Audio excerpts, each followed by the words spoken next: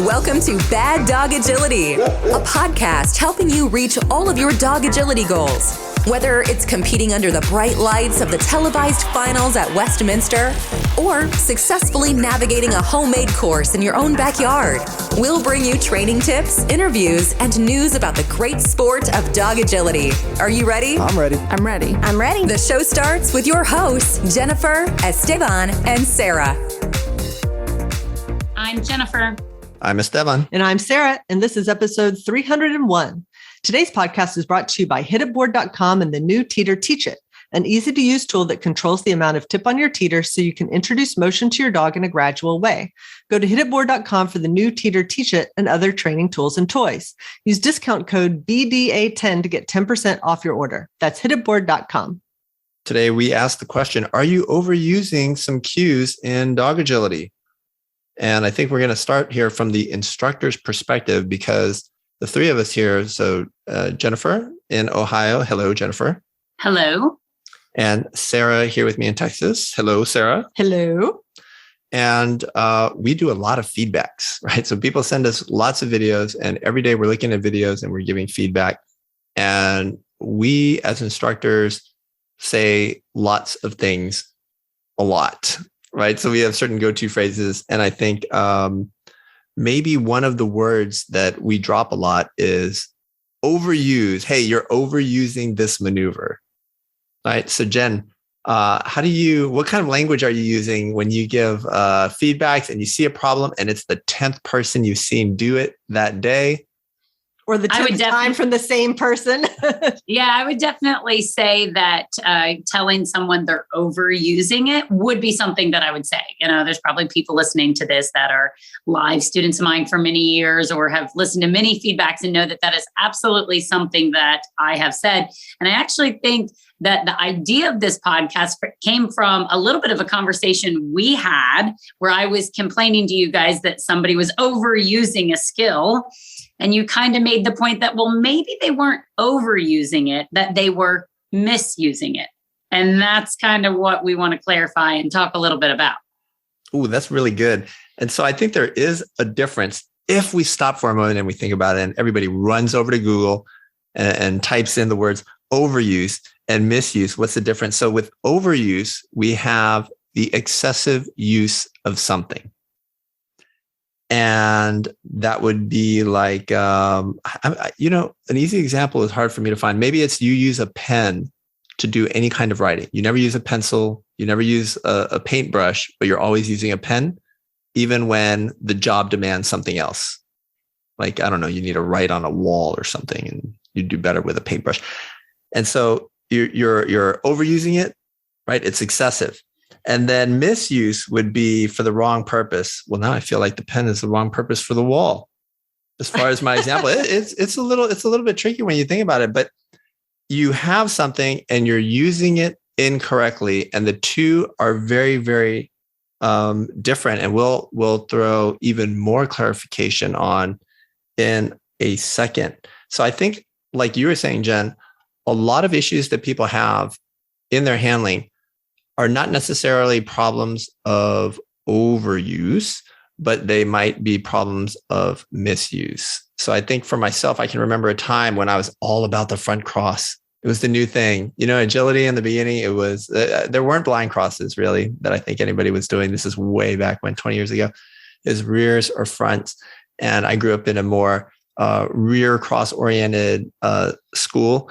And then you could do front crosses, and then front crosses were the thing. And then it was all about the front crosses, like you never did rear crosses. And so there, I think you would say, hey, that guy's overusing front crosses. But what we're saying is this: if it was the right move to do, an acceptable move to do, and sometimes in one spot, there are multiple acceptable moves, right? A front or a blind and a rear are all equivalent. So any of them are okay. But if the front cross is always an option there, then you're not overusing it, right? But now if three of them are good, but the fourth one, a front cross, is a really stupid thing to do, and there's no way anyone can possibly do it well, you're always going to get a wide turn, a bar, an off course or something, then guess what? You have misused the front cross there. But your instructor or your friend might look at it and say, hey, dude, you're just overusing front crosses. See what happened on that fourth one? But it's really a failure of language here. It's very imprecise, right? Yeah, I remember I've said this before, but I used to always say that like you, I mean, we did agility together, so we had very similar styles and we did a lot of front crosses. And I've told many people, the more I learned about front crosses and front cross theory and how to do it well and what the perfect timing and position were, the fewer front crosses I did. And the reason is I'm replacing a bunch of bad fronts with good rears, right? And so that's exactly what we're talking about. That is not overuse, that is misuse. I just took out all of my late front crosses and then put in, a well-timed rear. Right. I think the scenario for me recently where this situation came up was in the case of the reverse spin, where you're rotating towards the dog, followed by a blind cross to try to tighten up the turn. And within one day on very close in proximity feedbacks, one person, I had said they were overusing them. Right. Meaning that they did, I think they did maybe 3 on a course. And that just seemed excessive. It seemed like a lot. I was like, oh my gosh, that's a lot of spins. You don't need to be doing that many spins. You're overusing it. But in further analysis, it was appropriate to do them. So they really weren't overusing them. But I had just come off of a feedback with somebody who was misusing them. So they were doing spins where they should not have been doing them. And I just carried over the terminology and said, you're overusing them, when in reality, it was the confusion of the misuse in the first feedback. So it's a slippery slope, and you got to really be clear on, if you're an instructor and you're listening to this, what you're saying. But if you're a student, get that clarification from your instructor. If they say you're overusing, or if they're saying misuse, make sure you understand what that means. Was it appropriate to do there and I just did it poorly? Or is it not appropriate to do there? Or am I, overusing? I mean, it's tough. It's definitely tough when we talk about that terminology aspect. Yeah, that's such a great point that you made there. And if we add in poor execution on top of it, right, that's like a whole nother level, right? It might be the right move or an okay move to do a front cross or to do a reverse spin or to do a Yako turn. But then if you do it incorrectly, right, you kind of have your own personal handler failure to perform, right? The execution is poor. You're not misusing it. You're not overusing it. It's the right time. It's the right place. You're just not doing it well. Most likely you're learning the maneuver. You're doing it with a dog, who's just getting started. Yeah, I think that I think we need to think about what's the problem with overuse, right? Why would we even care? And I think that most of the times when instructors say that, the concern is that the dog is going to have a less and less response because the cue happens so often, right? But right. I think that what we really are talking about as instructors is typically a cue where it's used in multiple different places, expecting kind of a variety of responses that are kind of similar, every turn is a turn, but there's a very big difference between a wrap on a jump and a 30-degree turn, right? Those are both turns, but they're very, very different. And so when we have one cue that we're using for every turn from 30 degrees all the way to, a loop-de-loop wrap, then that's where I think that idea of overuse kind of makes some sense. But what we really are saying is you need to have different cues when you expect different responses, and therefore something in here is being misused. You probably shouldn't have the same cue for this whole range of behaviors, and you probably need to think of how you can make it more clear to your dog. Right. That's a really good one, because I think that's something that you hear a lot on course, calling of the dog's name. And then it begs a question like, what does it mean to your dog for you to call their name? Right? To come towards you and then take the next obstacle, to come all the way in towards you without taking any obstacles, right? And if you call their name, should they not take an obstacle unless you give a cue for another obstacle? Or as soon as you call their name and they're lined up at the right thing, they should go ahead and take that. So I think that's something that everybody kind of needs to think about. But yeah, calling the dog, I think that might be a case of overuse. And there are probably times then it's misused if you have a very specific meaning for calling your dog's name. The other example that we came up with when we were talking about this is throttle versus bypass. So when we say throttle, we might mean that you're headed for a tunnel, a curved tunnel that's both entrances are kind of facing the dog and the dog is on a line straight for the wrong end.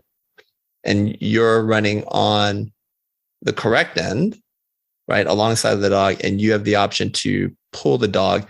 People here in the US typically will use their opposite arm. In most cases, like people have some kind of system to discriminate between the two tunnel entrances. So that's throttle handling, right? So don't take that option, take this second option. But especially for people who use the opposite arm, that's also something that's very commonly used to create better turns. And I think this goes way back for the old timers who know what an RFP is, reverse flow pivot, sometimes called a false turn, especially if you're British or you come from the British lineage or you've been in agility for longer than 15 years, probably. So you'll see a lot of people still try and tighten up turns,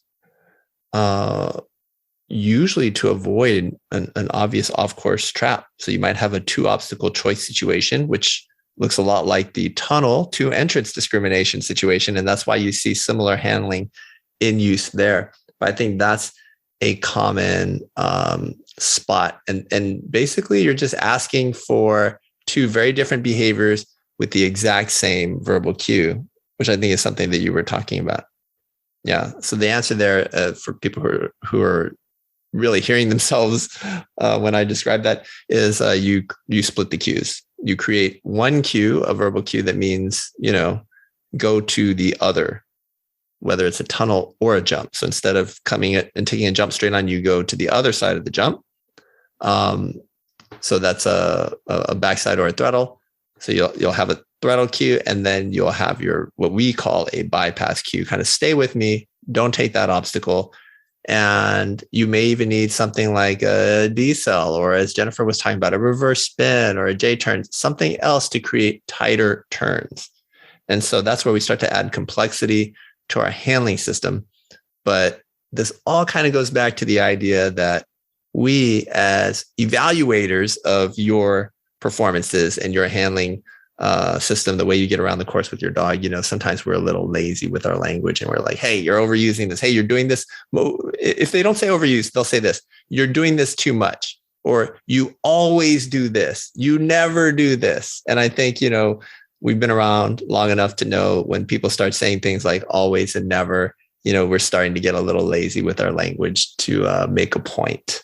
Right. And I think one of the things that you brought up when we were first talking about this was the kind of thought question of, is it possible to overuse something if you're doing it in the right spot for the right reason and executing it perfectly? And when you kind of put the question that way, then all three of us agreed, no, there's no such thing as overuse when you're using the right thing in the right spot for the right reason and executing it well. And so that's, I think, kind of the myth we wanted to debunk about overuse is if you're doing it right, it is not overuse. I mean, if the course calls for, 6 backsides, or the course calls for 4 front crosses, or the course calls for whatever, that's what the course calls for. But it's about making sure that you are doing the right things in the right spots and doing them well. And that's where I think sometimes things fall apart, where people tend to go with the maneuver that they're more comfortable with, but not necessarily the best maneuver for the spot that they're in. Right. And one last thing I'll say is I'll throw in one more word, and it's the idea of suboptimal, because you're kind of getting to that right there. Like you may have a spot where any of the 3 crosses is going to work: blind, front, rear cross, but maybe one's going to be noticeably better than the other for whatever reason, the angle of approach, spacing of the obstacles, whatever the off-course trap is. And so they're all good, but 2 of them are suboptimal, and you do have an optimal option. So just even more to think about. And that's it for this week's podcast. We'd like to thank our sponsor, hititboard.com. Happy training.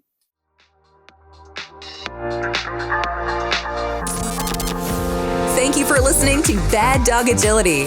We hope you enjoyed today's episode. For more information, updates, and links to all our socials, just check out our website, www.baddogagility.com. If you haven't already signed up for our email subscription, we would love to have you join the BDA community. Until next time, take care.